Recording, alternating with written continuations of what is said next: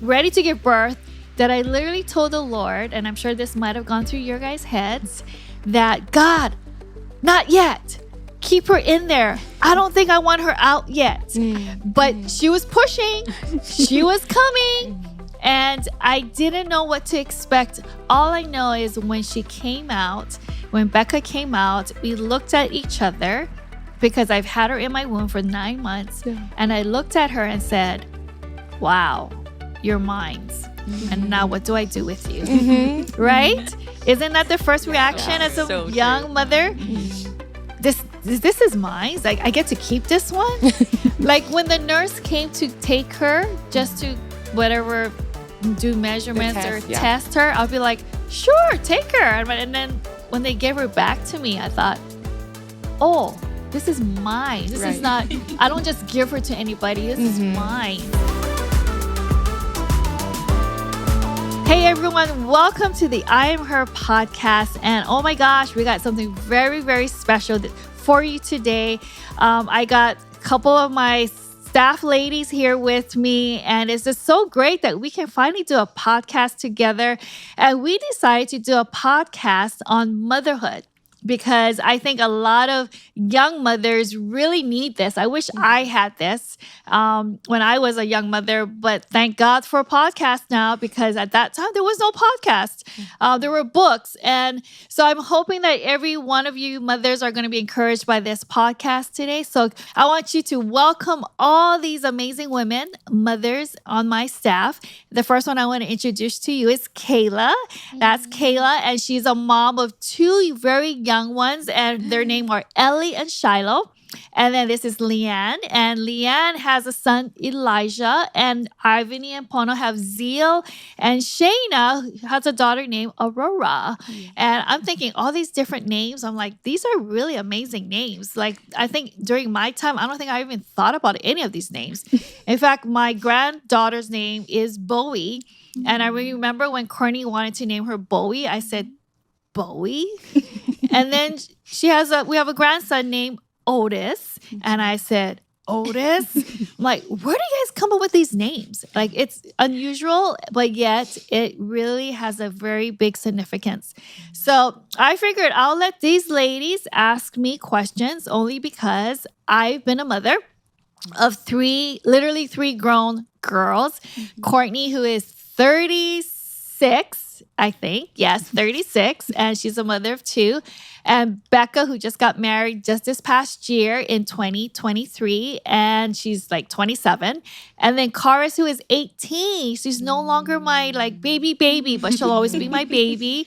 So I know definitely raising three young ones during the season of ministry, it was hard, it was difficult, but it was great. And so I'm going to let these ladies literally ask me anything they want, anything. In fact, they can even ask me about sex if they wanted to, which I think they may just ask that question. So you ladies, you take it away. Okay. Thank you, Pastor Lisa, for having us today. No, I'm so happy too. We're so honored. But we want to know, first off, how was your first year of motherhood like? Okay, my first year of motherhood. So I'm a little different from you guys, right? I was an instant mom, right? So to me, being an instant mom of a 7-year-old, okay? So I've never had the opportunity to have Courtney in my womb. I never got to breastfeed, never went through the toddler stages. I got the full action, the full grown young girl who knew everything, from saying anything she wanted to treating me any way she wanted to as well. But thank God she was potty trained.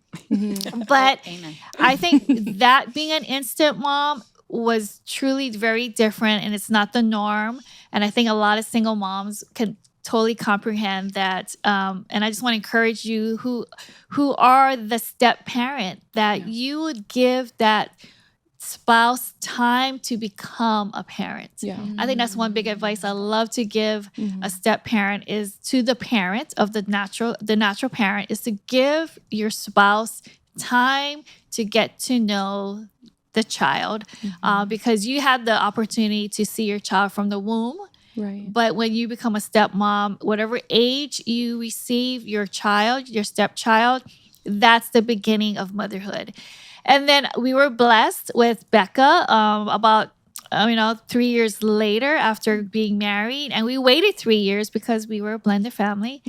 But the first year of being an actual mother birthing a child, I have to say it was very unusual.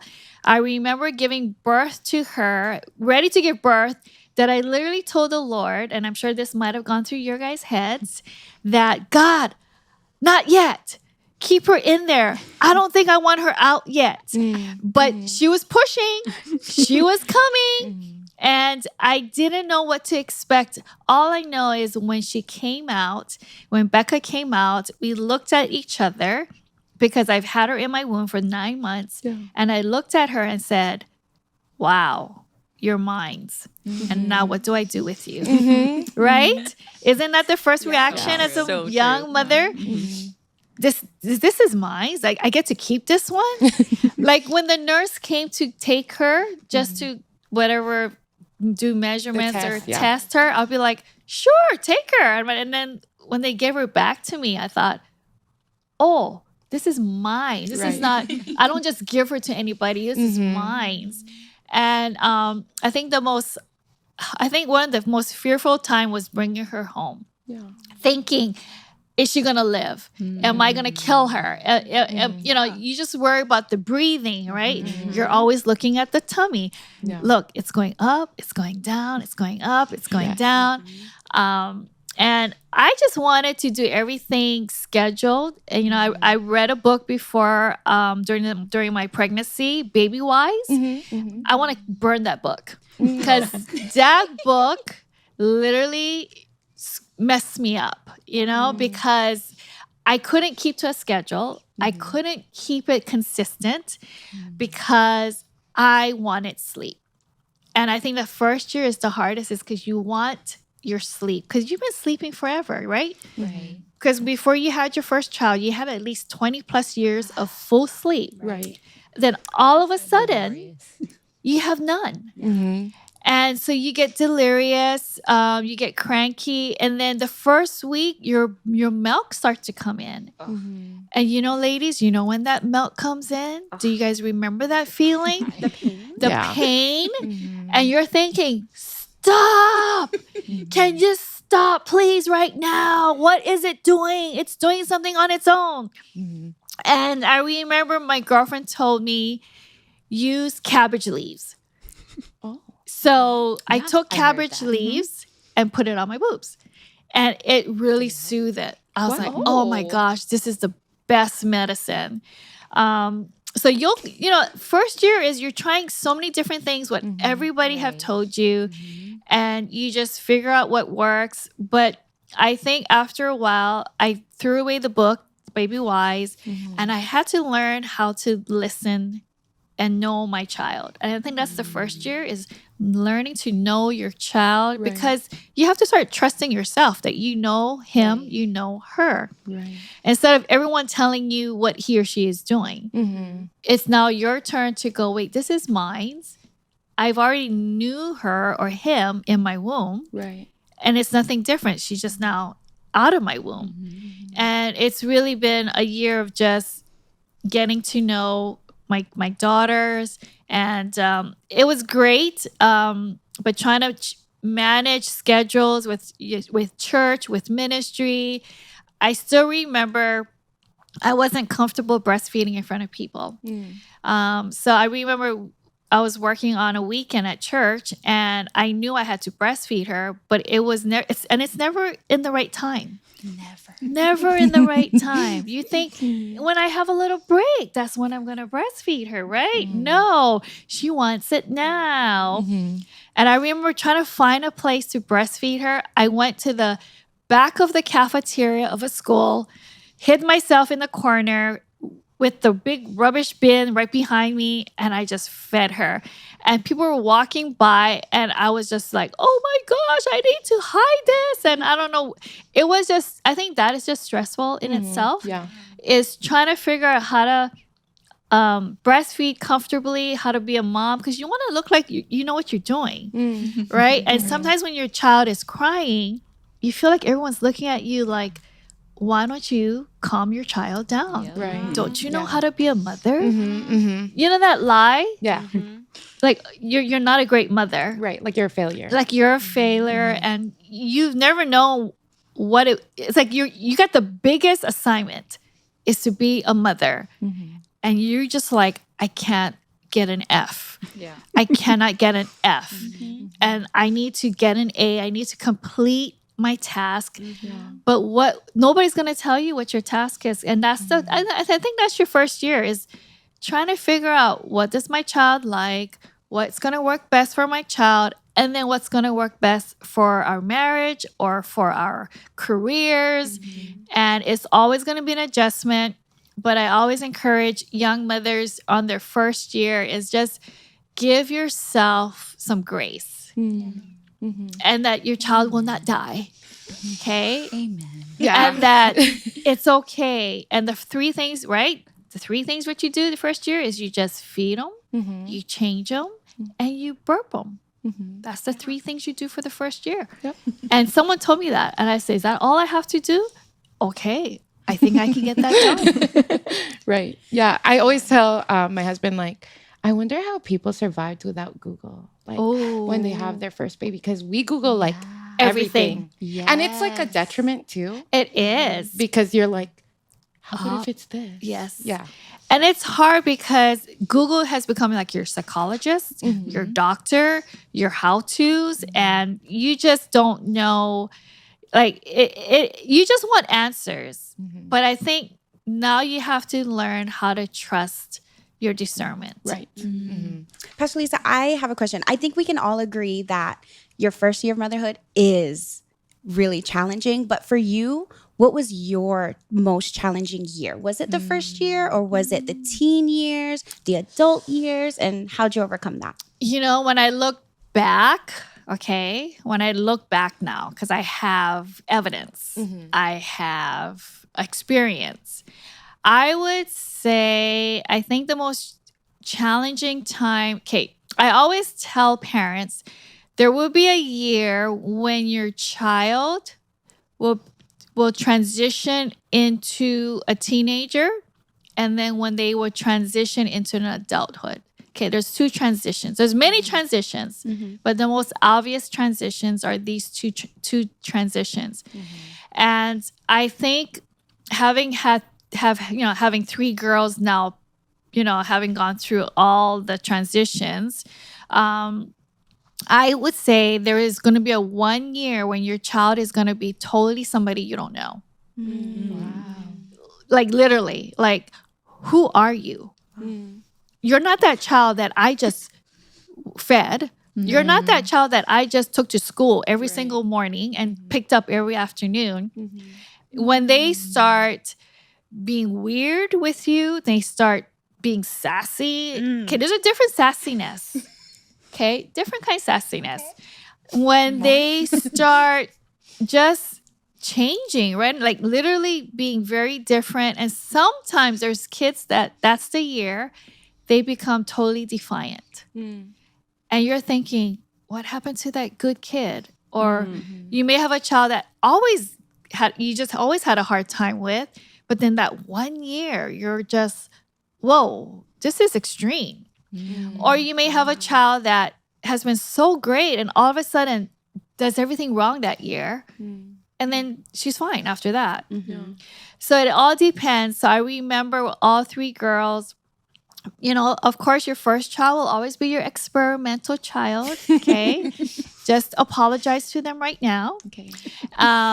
When your second, your third, or your fourth, I just know that each one of them was at a different year. And then my youngest right now, honestly, it didn't happen till later. And I was thinking, whoa, okay, like what's the difference? So it's never by the books. That's why I'm just saying you just start seeing a transition in behavior, a transition, just watching them physically transition into their next phase. And you just need to walk them through it and not just lock them up in the room for that whole year because that's what you feel like doing.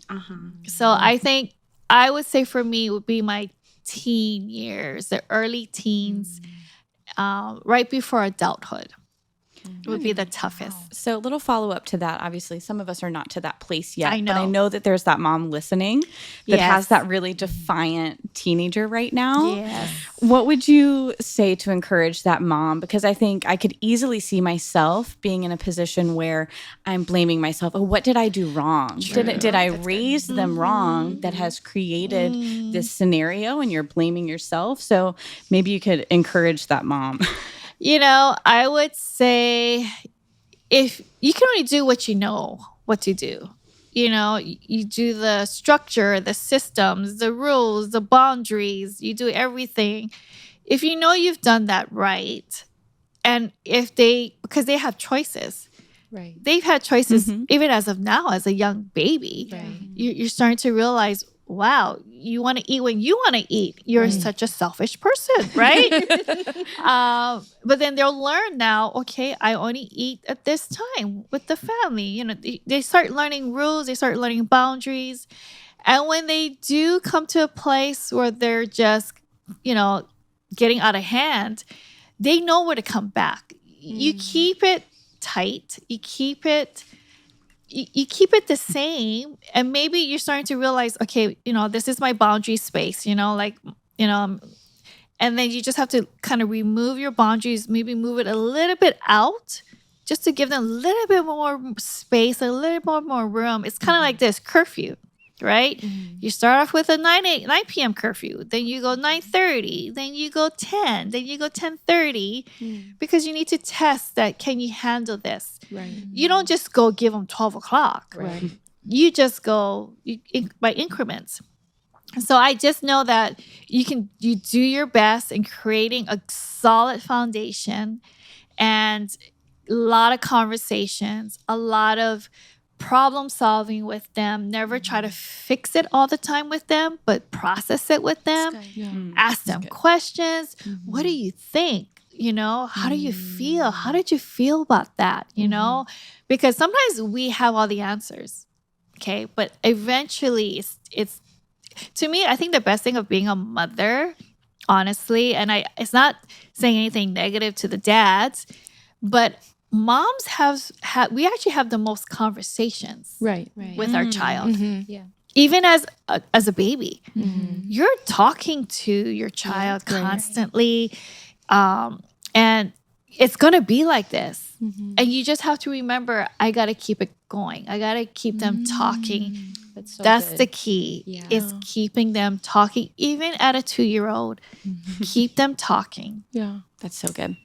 She's keeping me talking. So you have a talkative one. I know. She's 2 years old. She's out talking all of us.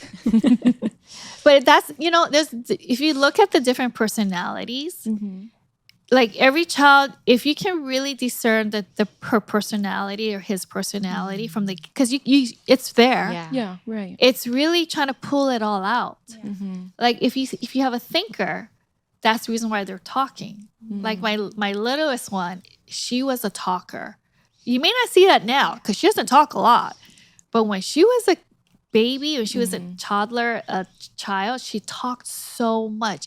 Everything had a question. Yes. Everything was a question. And to the point where we're like, when we're driving, we're like, can we play a game? Yes, I want to play a game. And she's competitive. Can we play who is the quietest? And then she'll be like, I am. So she's quiet the whole ride. And we're like, yes. And so it's interesting. It's just, you just find what their strength is and help them hone it in and help them to utilize it, but not shut it down. Because sometimes talking, we may see it as, oh my gosh, but it's actually a gift. You know, you kind of see their brain working. Yeah. That's so good. You're thinking about your kids, huh? So what's the next question? So let's go back to when you first became a mother. Like, how did you handle that transition from wife to becoming a mom? You know, and like even transitioning from like you're working on your career, building that, and now you're like, now I also have to build the home. Yeah, that's a big transition for any mother. I think we know this is a really a different generation. We had generations before us that moms would stay home full time. Okay, maybe some of your moms did that, some of your moms didn't do that, but I think now you see a lot of working mothers, moms and dads. And so how do you make it work? And I've always told, I think I've told you guys this, I've told a lot of our women staff that your husband, especially you guys are at an age where your husband is figuring himself out. He needs to find his career path. He needs to find out what has God created him to be, because now he has a wife and now he has a family. How is he going to support? Because that's right in Genesis, right? Men, you're going to be working for the rest of your life. So for him, he needs to fulfill something that is purposeful, meaningful, and productive. And yes, he will be a dad. He needs to be an active dad. But as a mom, you have a career. Awesome. You have now a child. Awesome.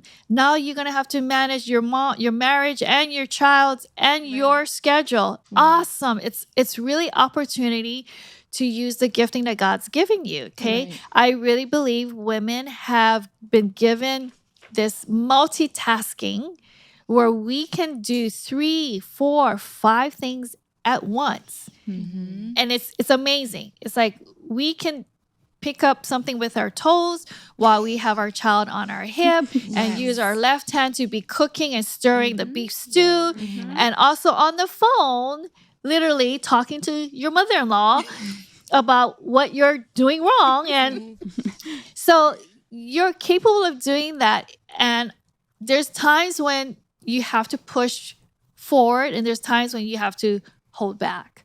You just have to know when and where and when to do this. Because you have to really, a calendar has to be something that you actively work on every single day to every single week, planning it out, knowing what you're forecasted, what's going to look like in the next month to the next season, and plan things out just like as if you were planning your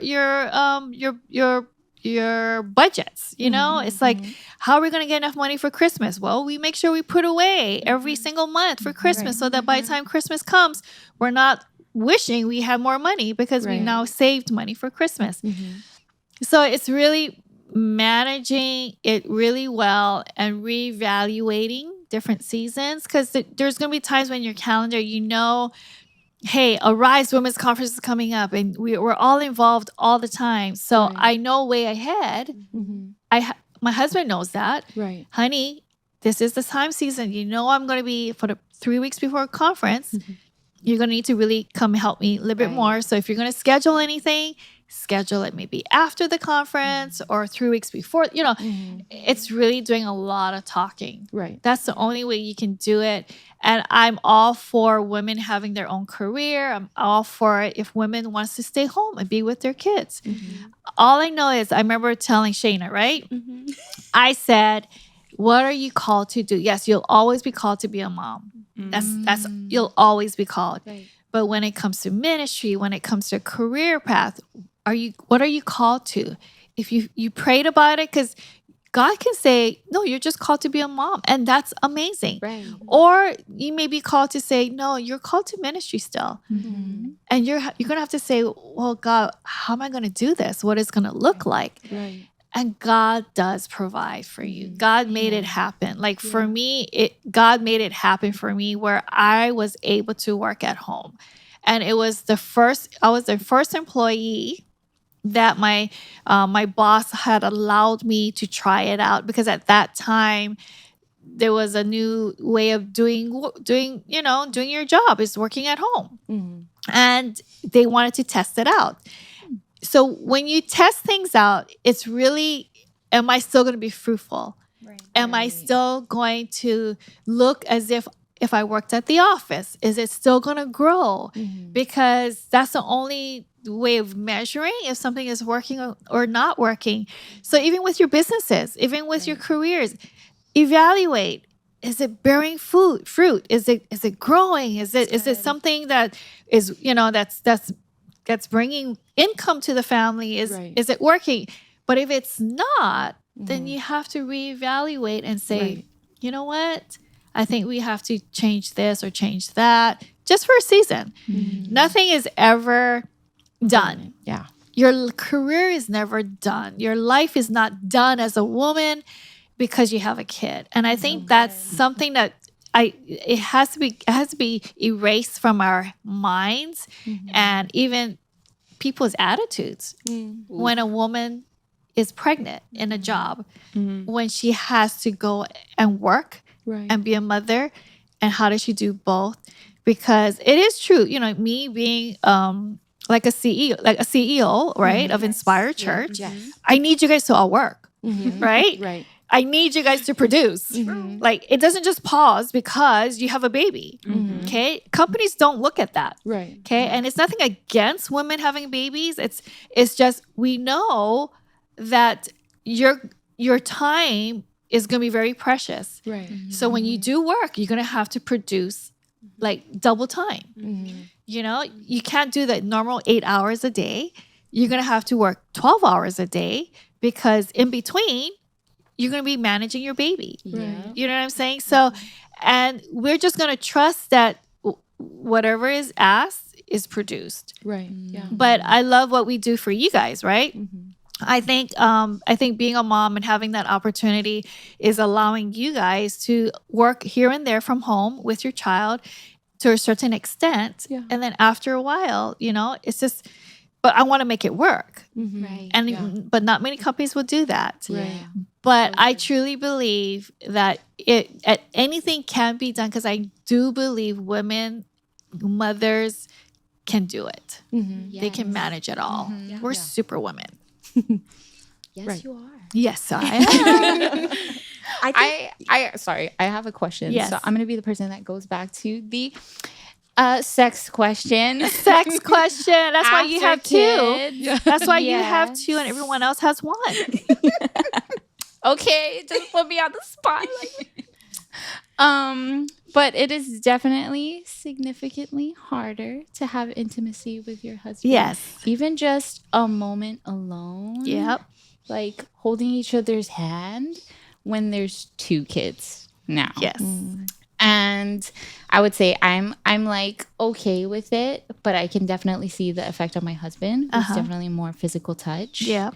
So how do you navigate that season? It's called the dry season.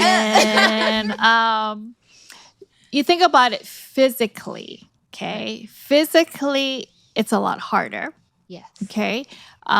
Your body's worn out. You've had your babies on you every couple hours to like, it's almost like everything of yours is not yours anymore. Yes. Okay, right? Yes. It used to be all your husband's. Your husband had his way. Everything was his. But then now this child comes and this child wants the same things. And you're like, wait, this was, and he's probably thinking, that was mine. Right. And now it's yours. This is not right.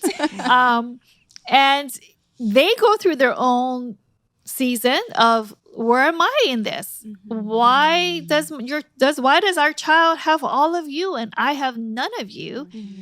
And that's where you really have to make it a point to set up date nights. Literally. And even if you're tired, like you're exhausted. So I would fall asleep putting my kids down. Right. Like I'm lying there with them, yeah. waiting till that's how I put my kids down. I lie down with them because I love it. I love being with them. I love smelling their breath. I love seeing them hold my hand. Like, you know, I would hold their hands until she fell asleep. And I will never regret those moments. But there were times when it was our date night and I fell asleep in my kids' room. And I would wake up and go, oh, like I literally would swear, like, oh, you know. And then I pretend I wasn't sleeping, and I walk to the bedroom, and I'm like, and he's like, forget it. And I'm like, sorry. Like I'm trying to sound like I never did doze off, you know. And So there's, I don't know, there's you just have to really make a really big effort, even if you have to drink a cup of coffee before, like in the evening, just a little bit, just to keep yourself up. Whatever it is, you have to really try harder to create an evening, and it might just, you have to be creative. You have to be creative, whether it's one of those, hey, I'll meet you at home at this time and let's just do a quickie, So it's just one of those, you have to do it. Wow. You may feel like, why do I have to do it? It's because you have to do it. And then as it comes, there's a season for a lot of young mothers after they've given birth.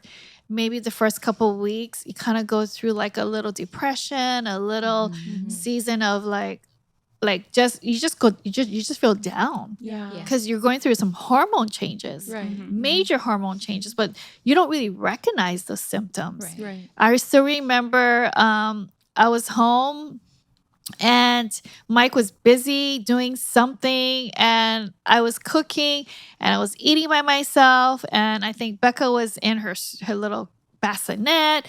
And it was quiet, but I started to just cry over my meal by myself. And I'm like, what is wrong with me? Like, I felt so alone. Yeah. And I think a lot of moms feel that.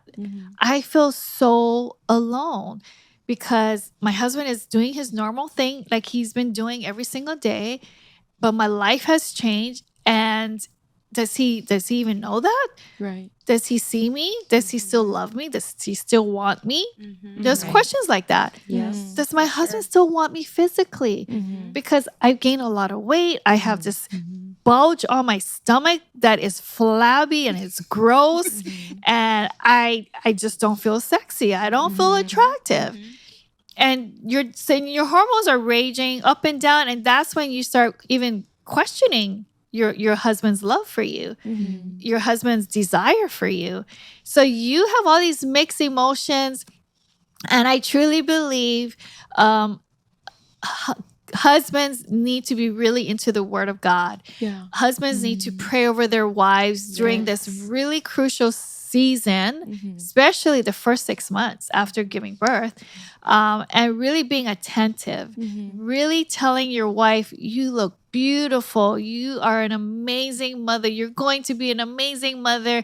You're already a beautiful wife. That really helps the woman, his wife, his best friend, because this is what she's going through. So if you husbands are listening to these podcasts, which I think you should, because it does help, because sometimes a wife doesn't know how to articulate. You don't know how to articulate, and you're trying to meet his needs, but you don't know. You feel like, I'm so lost in these kids. Can you help me out here a little bit more? Because I want to meet your needs and I really want to please you, but I'm having a hard time because I don't know how much more I have to give you. And I think husbands need to also hear that too, is that I am having a hard time, but it's not because I don't love you or I don't want you or I don't desire you. It's just, I don't know how else to do this except let's have sex and that's it and go to bed, But intimacy is more than just sex. Right. Okay. Intimacy is just 5 minutes alone, snuggling, and just looking into the future, seeing how each one is doing, and just reassuring we are a team. We're in this together. We're raising an amazing generation of kids, and we're going to get through this. And it's almost like not get through this, but we're going to walk this out together because it's going to be the greatest moments. Yes. Because I have photo albums. I know you generation don't have photo albums. I have tons of photo albums of my kids. I took a lot of photos. I printed them up, and and I would go through these photo albums every so often, and just to look and to be reminded of those days, of when my child was this age, and her birthday cakes to the the friends that were at the birthday parties to even the days of her being in the crib, you know? So don't just fast forward so quickly. That's good. Just take each day and do your best. Do your best. And I would measure it by saying we need to have sex at least once a week or twice a week. Okay? Our goal. That's our goal. If you guys set goals and say, honey, no matter what happens during the week, our goal is to have sex once or twice a week. And if it doesn't happen, okay, we're going to go to the next week. And our goal is again. If you guys can just work it out in that way, I think you'll be fine.